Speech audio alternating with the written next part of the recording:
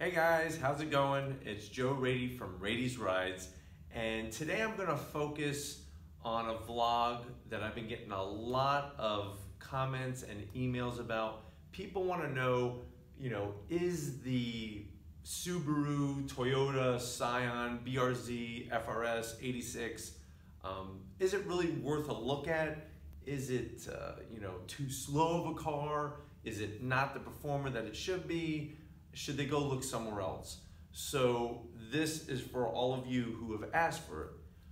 So when it comes to the Subaru, Scion, Toyota, whatever you want to call, whatever brand you're looking at, the car didn't come out onto the scene until 2013. Now, if you go back to 2013, Scion was still in existence, was still doing its thing. Scion was created by Toyota as a sub-brand to try to be like the hip, cool brand to get younger people into the Toyota family. Because remember, Toyota is not just Toyota. Back then it was Scion, it was Lexus, those types of things. I always thought the whole Scion thing was a flop from the beginning. I really feel like if Toyota would have done their homework and made some more exciting cars like they used to when I was growing up, when I was younger, I think they would have been able to avoid that whole Scion fiasco. Because think about it, they had to lay out all this money for marketing and creating a new brand. That isn't something that's so easy and so cheaply done. So I think they could have took all that money and just made some better Toyotas that would have interested young people. If you go back to the late 80s into the 1990s, Toyota had the Celica and the Celica GT. Toyota had the MR2. Obviously, Toyota had a Supra. So it was like those cars were creating excitement for the Toyota brand, bringing younger people in, enthusiasts in, and I really feel like they never had to make a Scion.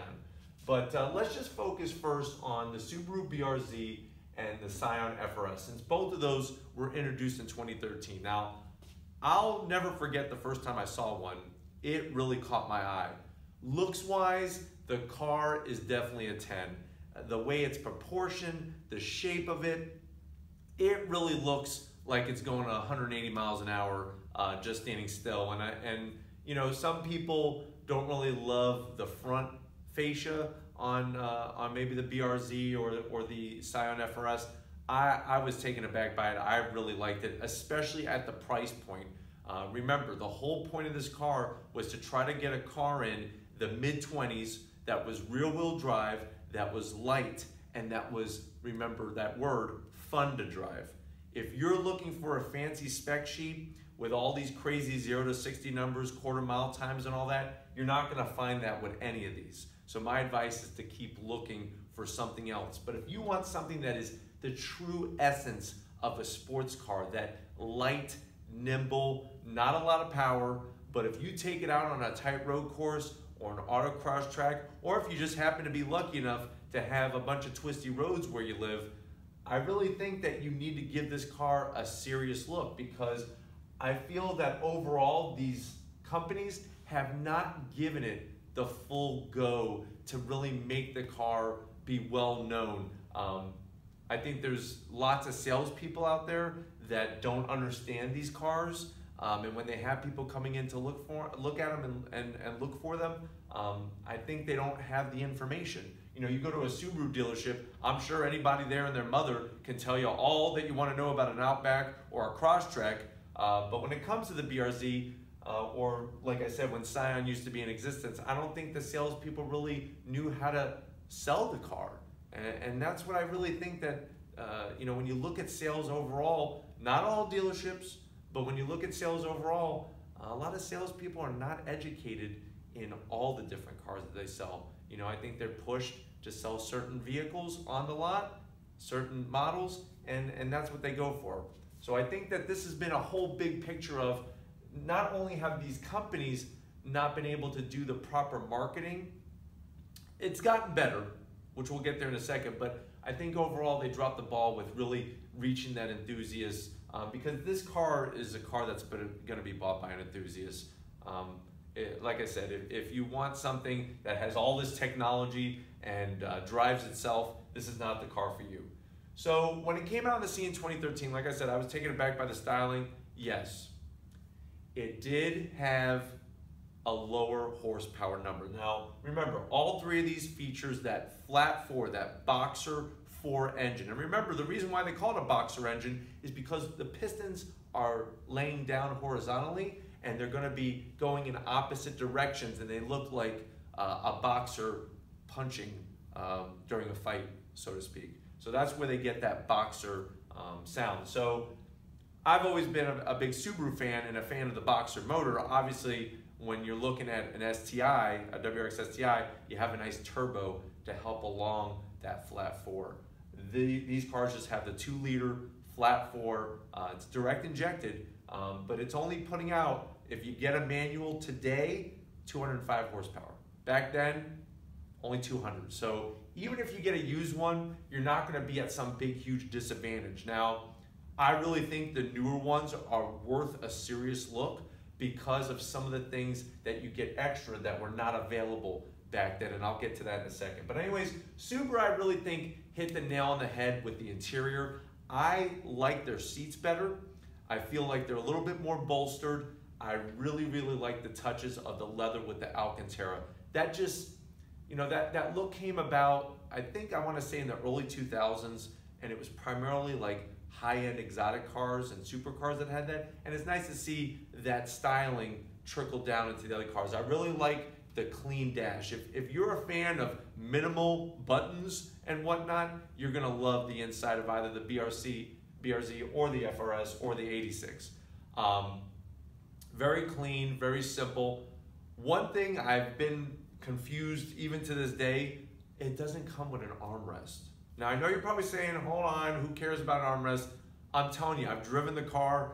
You go to put your elbow and it's just an open hole and your elbow just drops down in it. So that's somewhere where I really think, I understand they're trying to cut costs, but an armrest really can't be that big of a deal. Now I know if you buy a Toyota 86, you can get an optional armrest, but back, if you go to FRS or the earlier BRZ days, no armrest. Now there are tons of aftermarket companies that make an armrest, but like I said, you know, it's nice. It would be nice to get that from the factory so you don't have to go pay this money after the fact.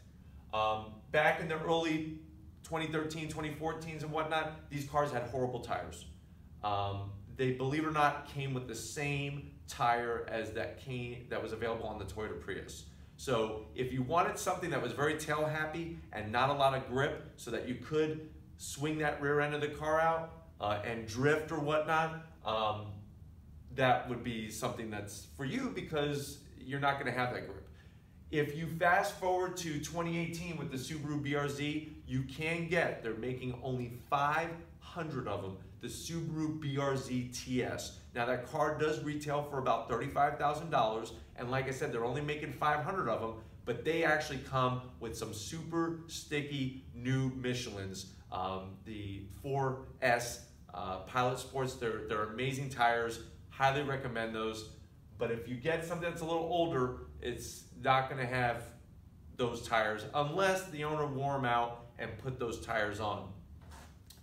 So when it comes to Subaru BRZ, I definitely like the styling. I think the nose is a little bit cleaner than the FRS and the 86. I think the interior has that little extra touch with the Alcantara and just a little bit different feel to the inside. One thing I would highly recommend, if you're gonna get a 17 or an 18, spend the $1,200 and get the performance pack. That's gonna come with beefed up suspension. It's gonna come with a little larger wheel and tire, and it's gonna come with that rear spoiler. And you know, to top it all off, I think the most important thing are gonna be those Brembo brakes. So between the Brembo brakes and the different dampeners, I think you're gonna see a huge difference in the performance and the feel of the car. Now remember, 0 to 60, not gonna do a thing. Quarter mile, not gonna do a thing. But on a road course or an autocross track, that is really for the enthusiasts. And I've autocrossed the BRZ. I autocrossed a 2014 BRZ. it is like a go-kart. I mean, it's like a go-kart. And that's the thing is, I feel like these cars have gotten a bad rap. I understand, like the Mazda Miata. You know, Mazda Miata's slow. Mazda Miata's in the same class as this car, same kind of price range if you're getting the convertible. I feel like the Mazda Miata gets a lot of flack, but people more so or not are accepting of it. Whereas this car, it's the people just don't want to give it the credit that it deserves. And the credit where it deserves is the handling. Like I said, these cars, you're not going to win a stoplight drag race, but on an autocross track or a road course, you're going to have a ton of fun. And I think that's what we keep forgetting is with these cars, it's about having fun. A spec sheet is only going to produce so much enjoyment for you. Yeah, you can brag about it with your friends or at the Cars and Coffee events or whatever, but when it comes to fun, or you win that fake trophy that doesn't exist after a stoplight drag race, but with these cars, it's about fun and it's definitely got the style. So if I was going to get one, I would go with a newer one. You're going to get that revised styling. They stiffened up the chassis. Like I said, you could get the performance pack on the Subaru BRZ. I love the World Rally Blue color. I think it looks phenomenal in that color. Plus you get like LED lighting, which is nice. You know, you get LED headlights, taillights, that rear spoiler. What's cool about the rear spoiler, it's actually aluminum, not fiberglass or plastic or some type of urethane, which is kind of cool. Just something different. Go figure, from Subaru. You know, Subaru's always doing different stuff. Now, Scion FRS and the Toyota 86, it's the same car. This car, the Scion FRS from 2013 to 2016, was being sold worldwide as the 86. Now, if you know anything about Toyota history, you would know in the 1980s, they made 86, the GT86, and that car was a bare bones, rear-wheel drive car. And that's the whole premise behind this whole setup here, is to have a bare bones, low horsepower, fun to drive car. I really, really like that Toyota kept the 86 name. I really like the styling. Now, I still personally prefer the Subaru styling, but when you're comparing the new to the new 86, I really like the way they tweak the styling. What's cool about Toyota is that they have a lot of other accessories. Now, Subaru, you could get accessories, they have options and whatnot, but Toyota has some other ones which are kind of nice. You know, you could get a Sport TRD exhaust. You could get that center console armrest, which I think would really pay dividends. I know some people probably think I'm crazy, but I really think that would be for comfort in the car. I think that would be well worth it. Between these models, over the years, they did make special editions. Like I know with the Subaru BRZ, a few years ago, they made the Hyper Blue edition, limited edition. They have tons of different rare ones if that's more direction that you want to go in. Now remember, with the BRZ TS, TS stands for Tuned by STI, you're going to get probably the most unique BRZ FRS 86 in existence. You have that rear huge spoiler, carbon fiber, the wheels, the front splitter, the suspension's been totally revamped.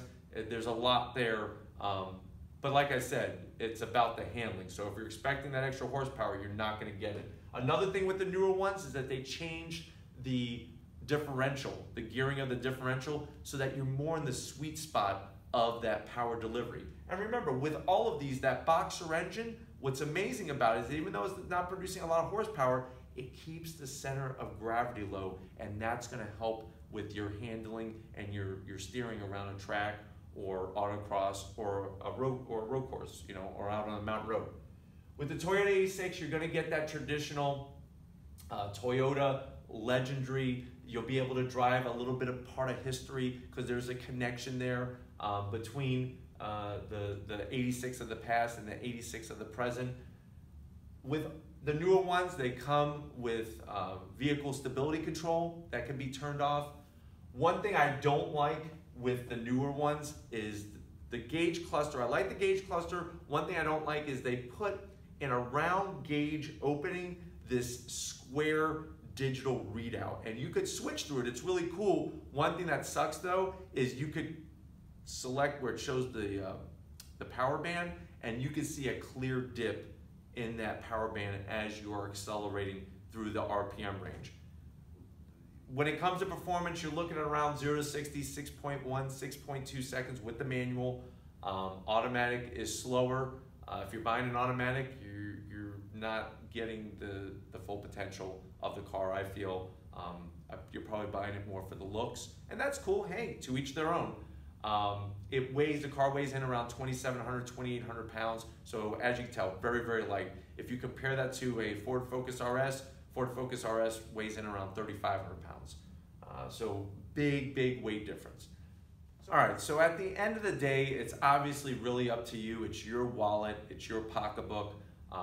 If you want something that is that bare bones car that's gonna be fun to drive, and if you definitely have any aspirations of doing an autocross event, a track day event, or just driving the car on some twisty roads, there really isn't a better way to go. Especially if you're younger or your experience level is lower, it's better to have that lower horsepower car. You're not going to get yourself into as much trouble as, say, you would with a 500 horsepower car. These cars are rear-wheel drive. You have that wonderful 6-speed gearbox. You have that flat 4 that's going to keep that gravity low. So at the end of the day, I think you can't go wrong. To each their own. I know there's going to be lots of people that are like, it's slow. Listen, I'll be honest. 0 to 60, it is slow. But when you look at what you're comparing it to, the Mazda Miata, it's right there with it. I mean, that's what that horsepower class has. If Subaru or Toyota would just step up and maybe have a extra performance version and add a turbo, and I'm not even talking about an extra 100 horsepower, even just an extra 30 horsepower, I think would do this car amazing, not only for performance, but also when it comes to sales. I think that would hit the nail on the head. I think there's gonna be probably politics that we are unaware of, where they don't wanna make the BRZ or the FRS or the 86 faster than, say, a WRX. I think there would be some politics there that wouldn't be good. So I think that's one of the reasons why. Obviously, you can add a turbocharger or a supercharger. They sell kits. There's a great company locally in Clearwater, Florida, actually the Pinellas Park area, called LHT. They handle those types of modifications. One little piece of advice I want to give you is, remember, if you add a power adder, like a turbo or a supercharger, you might start to break other things in the driveline, like half shafts, could be possibly something with the transmission, because you can't just simply add power and expect the other stock components to take that extra pounding. Just something to be aware of. I know people have had great success with modifying these cars. And at the price point, you're coming in at a very low price point that you could throw some more money at it if that's something you want to do. But anyways, like I said, you can't go wrong. I want to thank you guys for watching. If you not have hit that subscribe button, make sure you hit the subscribe button. Go and check my Instagram page, Raity's Rides Instagram page. I put some unique photos that I took myself. Everything is original. Obviously original content here, original content on my Instagram. And if you haven't stopped by my website, raitysrides.com, there's lots of other original content there as well. A little bit of my racing history. Lots of exciting things coming up. If you have something unique that you want to see on Raity's Ride, or a topic you want me to talk about, go ahead, leave a comment, email me at my website. And like always, guys, I'll see you on the next ride.